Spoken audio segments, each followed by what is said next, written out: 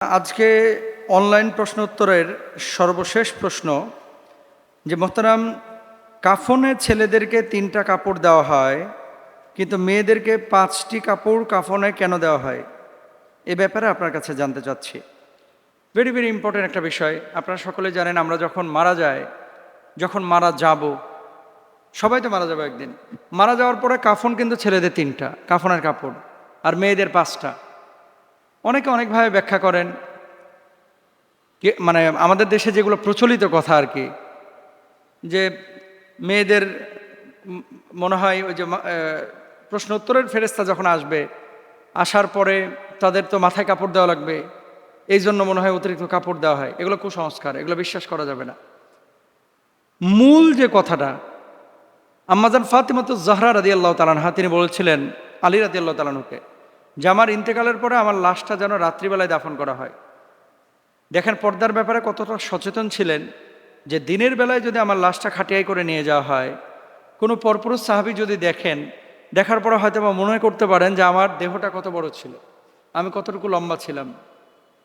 এটাও যেন মানুষ আজ করতে না পারে, এই জন্য তিনি মানে ওসিয়ত করেছিলেন, বলেছিলেন যে আমার লাশটা দ্রুত এবং রাত্রিকালীন সময় দাফন করতে।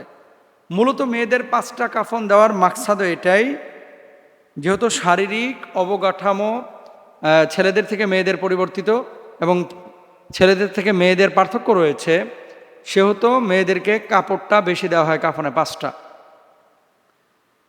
কারণ মেয়েদের বুকের স্ট্রাকচার ছেলেদের থেকে আলাদা, মেয়েদের কোমর আলাদা, মেয়েদের মাথা চুলের হুকুম ছেলেদের থেকে আলাদা। এই জন্য মূলত এই অতিরিক্ত কাপড়টা দেওয়া হয়।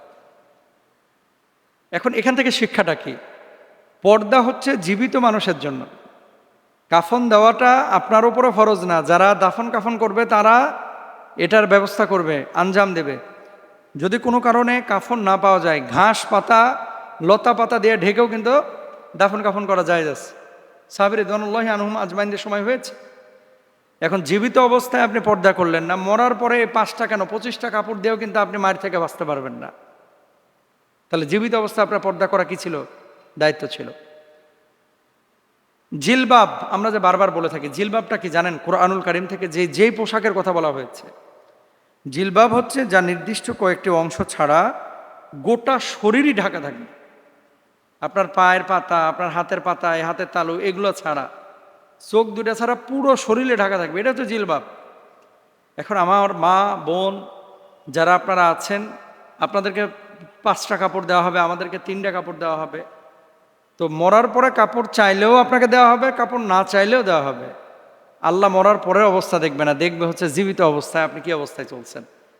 এজন্য পর্দা শুধু মেয়েদের না, পর্দা কিন্তু ছেলেদেরও। ছেলে এবং মেয়ে উভয়কে পর্দা করতে হবে।